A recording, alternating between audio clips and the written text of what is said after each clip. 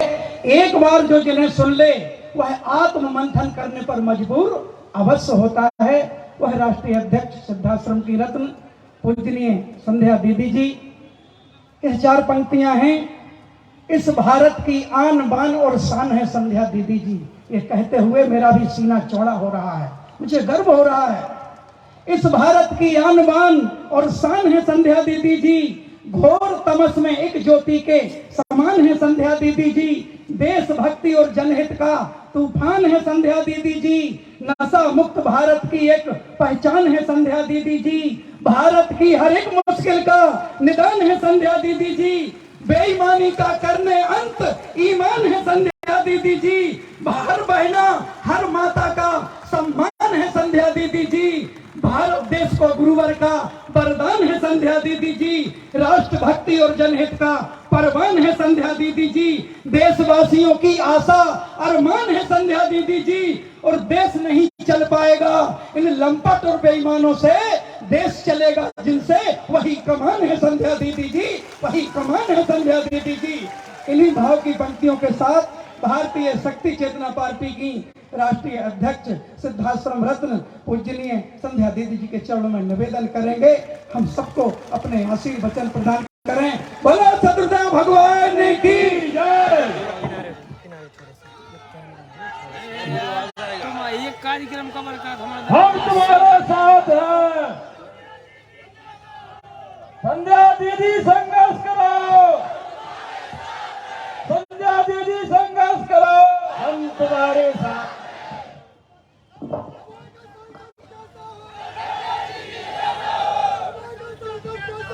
संध्या दीदी जैसा हो, संध्या दीदी जैसा हो। बोलिए माता आदि शक्ति जगत जननी जगदम्बे मात की जय। बोलिए परम पूज्य परमहंस योगीराज श्री शक्तिपुत्र जी महाराज की जय। बोल साचे दरबार की जय। भारत माता की जय। भारत माता की जय। वंदे मातरम, वंदे मातरम, वंदे मातरम। राष्ट्र रक्षा के धर्म को पूरा करने के लिए आज 7 जून भारतीय शक्ति चेतना पार्टी का स्थापना दिवस और दमोह की इस पावन धर्म धुरी से इस आम सभा के आयोजन में यहां पर उपस्थित भगवती मानव कल्याण संगठन भारतीय शक्ति चेतना पार्टी के समस्त पदाधिकारी गण, गुरु भाई गुरु बहने एवं दूर दराज से आए हुए नए मां के भक्तों को, इस पार्टी को स्वीकार करने आए हुए नए ग्रामीण सदस्यों को और इस आवाज को सुन करके यहाँ पर पधारे हुए पूरे जनमानस को सादर जय माता की, जय गुरुवर की। परिवर्तन की यह आवाज जो आज आपके दिलों से उठी है, परिवर्तन की यह आवाज जो आप सभी के उद्घोष से इस दमोह को गुंजायमान कर रही है, रैली के माध्यम से हजारों हजारों लाखों लाखों लोगों की तड़पती हुई भावनाओं को, मध्य प्रदेश को नशा मुक्त करने का, भ्रष्टाचार मुक्त, अपराध मुक्त करने के जो लाखों लाख लोगों की भावनाओं को आज भारतीय शक्ति चेतना पार्टी के आप कार्यकर्ताओं ने जो आवाज दी है, जिस आवाज के साथ आपने यह संदेश सत्ताओं तक पहुंचाया है, यकीन मानिए मेरे भाइयों बहनों, यह परिवर्तन होके रहेगा। राज सत्ताएं सुधरेंगी या तो हम और आप मिलकर के उन्हें सुधार अवश्य देंगे।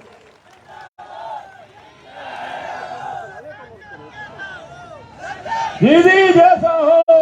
यह समाज की आवाज है, यह समाज की ललकार है जो आज जगह जगह से उठ रही है। और उठ क्यों रही है, सबसे महत्वपूर्ण बिंदु है विचार करने के लिए कि परिवर्तन की मांग उठ क्यों रही है। आज यह मांग इसलिए उठ रही है क्योंकि आजादी के 75 वर्षों बाद भी आज मेरे गांव का भाई, मेरे गांव की बहनें, मेरे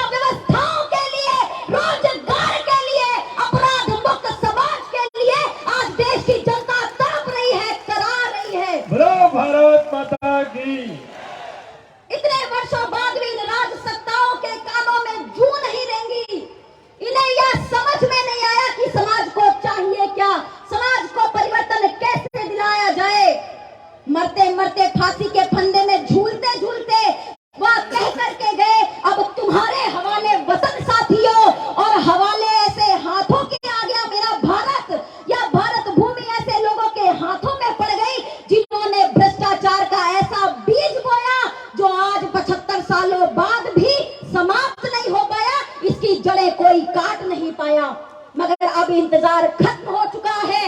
इस भ्रष्टाचार की काल रूपी जड़ों को भारतीय शक्ति चेतना पार्टी जड़ से उखाड़ फेंकेगी। यह हमारा संकल्प है। हमारा संकल्प है कि हम जन जन को वह न्याय दिलाएंगे जो आजादी के बाद आज तक समाज को प्राप्त नहीं हो पाया। बड़ी बड़ी योजनाएं, भाइयों बहनों, चुनावी वर्ष है। बड़े बड़े राजनेता आपके क्षेत्र में आएंगे, आपके दरवाजे पर आएंगे आपसे वोट मांगने के लिए।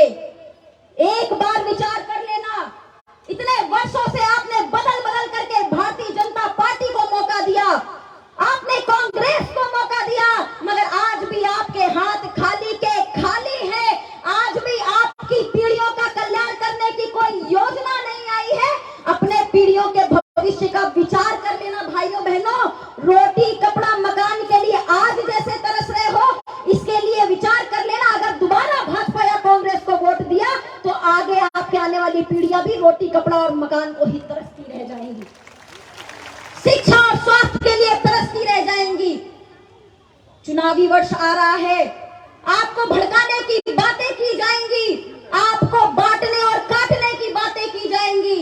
कोई आपसे कहेगा मैं आपकी जाति का हूं, मुझे वोट दो।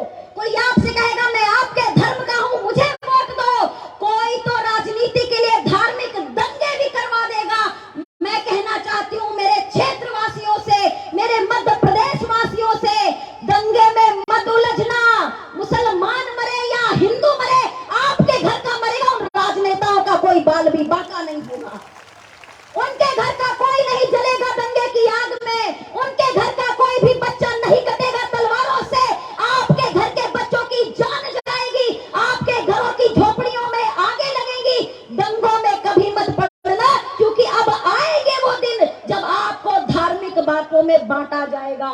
कोई हिंदू की बात करेगा, कोई मुसलमान की बात करेगा, कोई सिख ईसाई की बात करेगा। कभी ब्राह्मणों की आम सभा में जाएंगे, कभी दूसरी जातियों की आम सभा में जाएंगे, कभी क्षत्रियों की आम सभा में जाएंगे और वहां जा जा करके बड़ी बड़ी बातें करेंगे।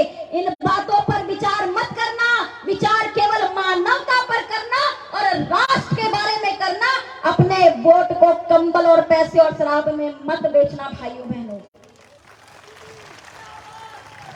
जब भी वोट देने के बदले आप कंबल लो, शराब की बोतल लो और कुछ भी जो आपको दे, अगर वो आप लो तो हाथों से लेते वक्त आपके हाथ कांपने चाहिए कि केवल इन छोटी से लोभ और लालच के लिए आप अपना और आपके आने वाली पीढ़ी का भविष्य बेच रहे हो। किसी से छुपा नहीं है कि भ्रष्टाचार कितने बड़े चरम सीमा पर पहुंचा हुआ है। अभी देश में कुछ दिनों पहले ही बहुत बड़ा रेल हादसा हुआ। बालासोर में तीन ट्रेनों में दुर्घटनाएं हुई और सैकड़ों की संख्या में हमारे भाई बहनों की जानें गई। हजारों लोग घायल हो गए। इनकी मौत का जिम्मेदार कौन है? इनकी मौत के क्या जान की कोई कीमत नहीं है? और इनकी जान की कीमत लगाने वाले लाखों में एक बार विचार कर लें कि यार प्रशासन की अगर लापरवाही ना हुई होती, यदि वास्तव में सत्ताओं ने ईमानदारी से कार्य किया होता, यदि सत्ताओं ने भ्रष्टाचार का बीज ना बोया होता, लापरवाही का बीज ना बोया होता, तो आज जो जाने गई है वह ना जाती। और यह भाइयों बहनों एक प्रदेश में हुआ है हादसा, यह हादसा आपके प्रदेश में भी हो सकता है, क्योंकि यह जड़ें जो है हर प्रदेश में फैली हुई है। हम उन दिवंगत आत्माओं की शांति के लिए प्रार्थना करते हैं, मगर आज जनता को सवाल पूछने की भी आवश्यकता है कि भ्रष्टाचार किस प्रदेश में नहीं हो रहा, भ्रष्टाचार किस राज्य में नहीं हो रहा। आज हमारे सामने मध्य प्रदेश की जनता बैठी हुई है। आज मध्य प्रदेश के लोग जानना चाहते हैं कि पिछले वर्ष जो निर्माण हुआ महाकाल मंदिर का, उज्जैन में महाकाल लोक का निर्माण हुआ, हजारों करोड़ रुपए फूंक करके मूर्तियां बनाई गई। हजारों करोड़ रुपए की लागत से कहा गया है हजारों करोड़ रुपए, मगर हजारों करोड़ रुपए लगाए नहीं गए। विचार करना होगा कि वह कहां गए। 1000 करोड़ की लागत लगा करके महाकाल लोक का निर्माण किया और एक जरा सी आंधी आई, एक आंधी को भी वह मूर्तियां सह न सकी, वह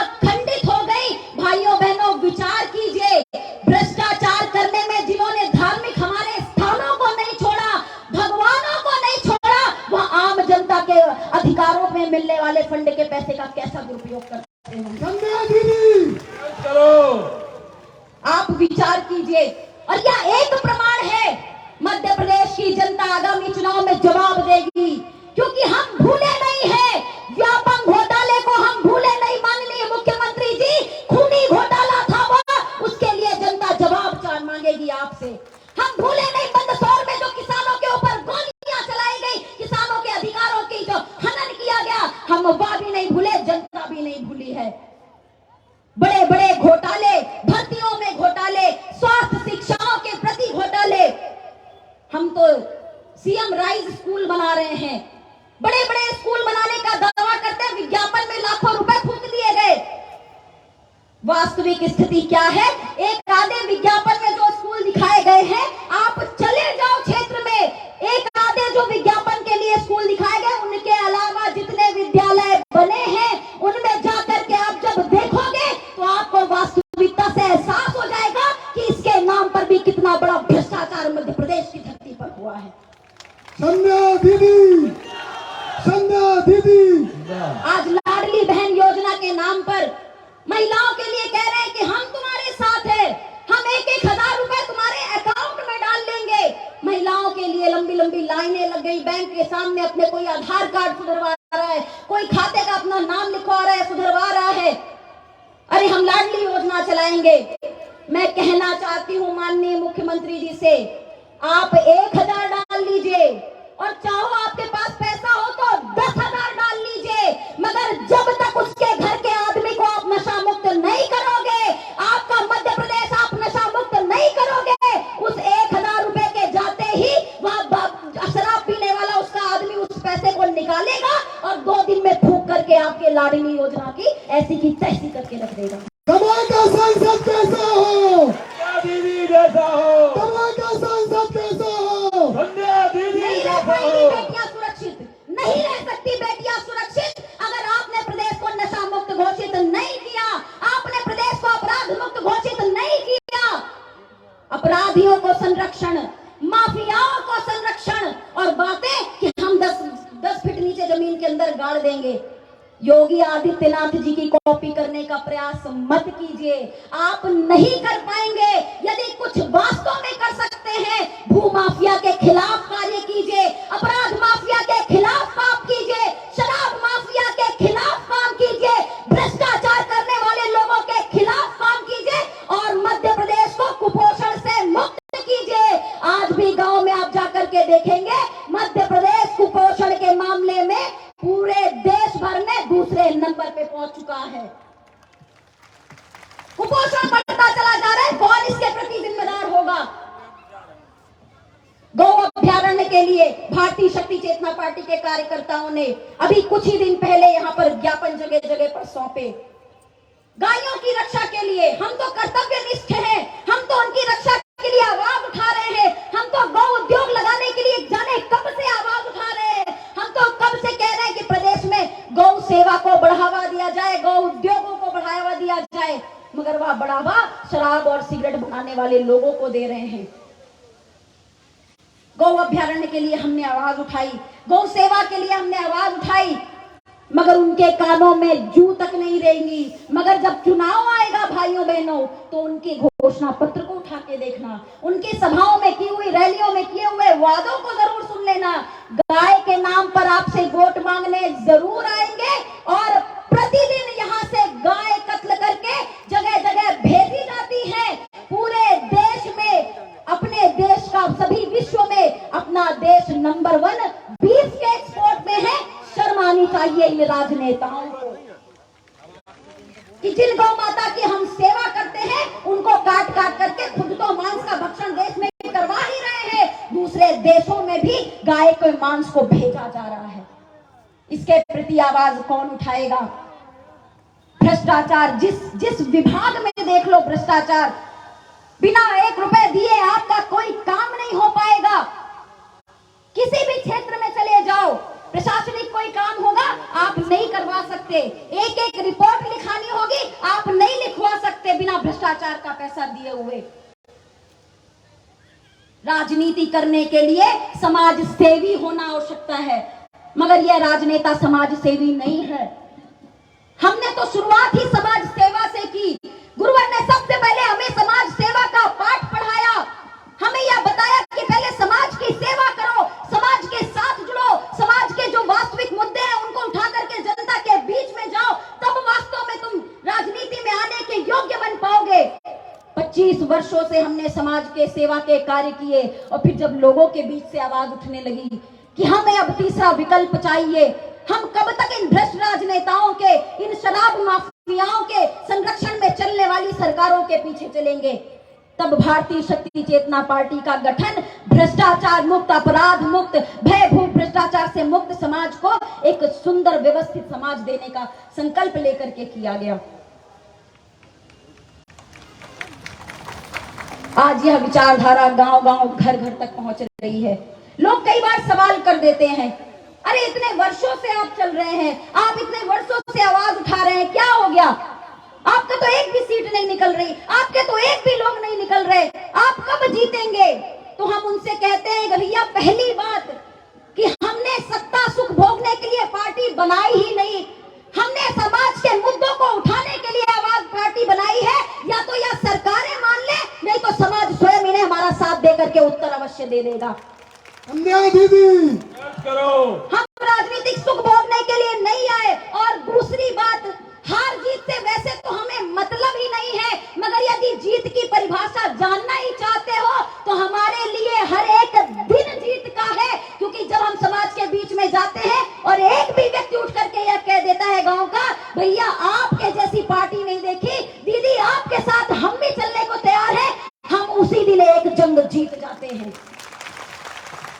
और जीत के बारे में जानना यदि चाहते हो तो लिख करके रख लो, आने वाला समय मध्य प्रदेश में भारतीय शक्ति चेतना पार्टी का होगा। एक ना एक दिन मध्य प्रदेश की सत्ता भारतीय शक्ति चेतना पार्टी के हाथ में अवश्य होगी। संध्या दीदी, संध्या दीदी, हम सभी को चेतावनी देने के लिए आए हैं, हम सभी को परिवर्तन की आवाज उठाने के लिए आए हैं, हम यह बताने के लिए आए हैं कि समाज क्या चाहता है। और समाज आज यह बता रहा है भारतीय शक्ति चेतना पार्टी के साथ जुड़ करके। यह यात्रा साधारण यात्रा नहीं है, इस यात्रा में हमने कई संघर्ष झेले हैं। सामाजिक कार्यों को करने के लिए, समाज को सेवा को करते करते हुए हमें गर्व के साथ कहना के लिए हमें गर्व होता है कि हजारों संख्या में हमने, हमारे कार्यकर्ताओं ने अवैध शराब पकड़ाई है। हम गर्व के साथ इस बात को कहते हैं क्योंकि हमें पता है कि यदि उन्होंने एक भी जगह शराब पकड़ाई है तो उस रात में जाने कितनी महिलाओं को मारपीट होने से उन भाइयों बहनों ने रोका है। एक गांव में भी यदि शराब पहुंचने से मेरे पार्टी के कार्यकर्ताओं ने यदि रोका है तो हमें गर्व है कि उस दिन उन्होंने उस घर के परिवार का कुछ ना कुछ पैसा जरूर बचाया है। जो हो सकता है उसके विवेक में सुधार हो जाए और संगठन या पार्टी का कोई कार्यकर्ता उससे मिल जाए, उसके जीवन में सुधार कर दे, तो वह पैसा भी वह अपने बच्चों की शिक्षा या आगे किसी योजनाओं में लगा सकेगा। संध्या दीदी, मगर उसके बदले में हमारे संगठन के कार्यकर्ताओं को, पार्टी के कार्यकर्ताओं को क्या मिला? फर्जी मुकदमे उनके ऊपर डाले गए, अपराधियों द्वारा, माफियाओं द्वारा धमकियां दी गई, कई जगहों पर उन्हें मारा पीटा तक गया। फर्जी मारपीट करने के बाद उन्हीं के ऊपर फर्जी मुकदमे तक लगवा दिए गए। मगर उत्साह और जोश तो देखिए, मेरे भाई बहन पीछे नहीं हटे, मेरे भाई बहन डरे नहीं। एक जगह यदि एक फर्जी मुकदमा किसी ने डराने के लिए यदि लगाया तो 10 जगह अगले दिन हमारे कार्यकर्ताओं ने शराब पकड़ के उन्हें मुंह तोड़ जवाब भी दिया। संध्या दीदी, संध्या दीदी, बस आवश्यकता है एकजुट होने की। आपकी इस आवाज से पूरे मध्य प्रदेश की सत्ता कांप रही है, राजनीतिक पार्टियों में हलचल हो रही है और हम यही हलचल मचाने के लिए आए हैं। एक युद्ध तो हमने जीत ही लिया है और आने वाला युद्ध भी आपके और हमारे साथ के साथ हम अवश्य जीतेंगे। विवेक का उपयोग कीजिए, अपने आप से विचार कीजिए कि आप अपने बच्चों का भविष्य किनके हाथों में सौंपना चाहते हैं। कांग्रेस पार्टी इतने वर्षों तक इन्होंने सत्ता की पर शासन किया, राज किया, मगर क्या दिया? आज भी उनके पार्टी के वरिष्ठ नेता राहुल गांधी जी विदेश में जाते हैं और भारत के अपमान करने का एक भी मौका वो नहीं छोड़ते हैं। हम कैसे उन्हें अपने राष्ट्र के लिए नेता मान ले? हम कैसे उन्हें मान ले कि वह राष्ट्र के हित की बात करते हैं, जबकि राष्ट्र से जुड़े जितने भी हित के मुद्दे होते हैं वह उनके विरोध में खड़े हो जाते हैं। मैं मानती हूँ कि राजनीतिक विचारधारा के विरोध होते हैं, राजनीति में हमें विचार में विरोध करना चाहिए, मगर यदि राष्ट्र के हित में कुछ है तो उसके साथ तो खड़े होना चाहिए। वह उसके साथ खड़े नहीं हो पाते। इसी से यह स्पष्ट हो जाता है कि कहीं ना कहीं उनकी देशभक्ति की भावना में खोट अवश्य है। जितने भी देश विरोधी बयान देने वाले लोग हैं, आपको एकजुट मिल जाएंगे। हम भी विरोध रखते हैं, हम भी राजनीतिक विरोध रखते हैं, मगर जब कभी देश के हित की बात आती है तो चाहे वह भारतीय जनता पार्टी की योजना हो, चाहे वह राज्यों में कांग्रेस की योजना हो, हम उनके साथ उनकी तारीफ, उनकी घोषणाओं की, योजनाओं की तारीफ भी करते हैं। अभी उड़ीसा में अभी जो हादसा हुआ ट्रेन का, उस पे हमने देखा कि रेल मंत्री दिन रात लगे रहे वहां पे, उन्होंने बराबर अपना समय दिया, ग्राउंड पे उपस्थित रहे। हमने उनकी भी तारीफ करी कि सराहनीय है, ऐसा ही होना चाहिए यदि किसी विभाग का कोई मंत्री है तो। वैसे तो दुर्घटना होनी ही चाहिए, नहीं चाहिए, मगर यदि किसी दुर्घटनावश कालवश हो जाती है तो नेता मंत्रियों का यह उत्तरदायित्व होता है कि ग्राउंड में जाकर के लोगों के साथ कंधे से कंधा मिला करके खड़े रहे, उनके सुख दुख के साथी बने। मगर यह राजनेता अन्य जो भी हैं, यह हमारे सुख दुख के साथी नहीं बनते। यह चुनाव के समय तो हमारे साथ आ जाएंगे, मगर जब हमें वास्तव में इनकी आवश्यकता होती है, जब हमें अपने बच्चे को स्कूल भेजना होता है तो हमें ढूंढना पड़ता है हम इन्हें कहां भेजें। सरकारी स्कूलों में टीचर नहीं आ रहे हैं। पहली चीज तो टीचर है ही नहीं, और गलती से गा दिया तो समय पे आ नहीं रहे, बच्चों को पढ़ाई मिल नहीं पा रही, बेरोजगार हमारे युवा घूमते चले जा रहे हैं, महिलाओं के साथ नित्य प्रतिदिन अत्याचार होते चले जा रहे हैं। इसीलिए भारतीय शक्ति चेतना पार्टी का गठन किया गया है। और भाइयों बहनों, विश्वास मानिए, जिस हिसाब से हम और आप आगे बढ़ रहे हैं, जिस हिसाब से जनता का हमें समर्थन प्राप्त हो रहा है, एक ना एक दिन हमारी जीत अवश्य सुनिश्चित है। इसको कोई कभी भी टाल नहीं सकता। बहुत ही अच्छा आयोजन आपने क्षेत्र में किया, आम सभा को आयोजन किया। यही उम्मीद भी थी कार्यकर्ताओं से कि पार्टी की एक आवाज में या यहाँ पर उपस्थित होकर के अपनी आवाज से आवाज मिला करके सत्ता को संदेश पहुंचाएं। मगर जैसा कि कहा गया कि यह यात्रा हमारी अनंत है, यह रुकने वाली नहीं है। आज हमने यहाँ दमोह में, मध्य प्रदेश में अपने पार्टी के स्थापना दिवस पर हमने यहाँ पर आम सभा का आयोजन किया। साथ ही साथ मैं आपको खुशखबरी भी अगली देने जा रही हूँ। आगामी अगली 16 जुलाई को छत्तीसगढ़ में धमतरी जिले में आम सभा का आयोजन करने का निर्णय लिया गया है। संध्या दीदी जिंदाबाद, संध्या दीदी जिंदाबाद। हम इस देश का कोई कोना नहीं छोड़ने वाले, हम इस देश का कोई प्रदेश नहीं छोड़ने वाले। हर प्रदेश से आवाज एक ही उठेगी, नशा मुक्ति की आवाज, भ्रष्टाचार मुक्ति की आवाज, अपराध मुक्ति की आवाज भारतीय शक्ति चेतना पार्टी उठाती रहेगी। और इस मुद्दे पर एक न एक दिन कार्रवाई भी अपने माध्यम से अवश्य करेगी। बस इसी प्रकार से आपके साथ की आवश्यकता है। आपका प्रेम स्नेह यूं ही मिलता रहे, हमारा और आपका साथ यूं ही बढ़ता चले, आपके घरों में सुख शांति समृद्धि आए, हम सब मिल करके वह दिन भी देख सकें जिसकी घोषणा परम पूज्य गुरुदेव जी ने अपने मंचों से की है। यही आप सभी के लिए कामनाएं हैं। सुख शांति समृद्धि से आपका जीवन परिपूर्ण हो। इन्हीं सभी कामनाओं के साथ एक बार पुनः यहाँ पर उपस्थित मेरे भाइयों बहनों को सादर जय माता की, जय गुरुवर की, भारत माता की, भारत माता की, भारत माता की, वंदे वंदे वंदे। बोलो परम पूज्य परम योगीराज श्री शक्तिपति जी महाराज की जय। दमोह का सांसद कैसा हो? संध्या दीदी जैसा हो।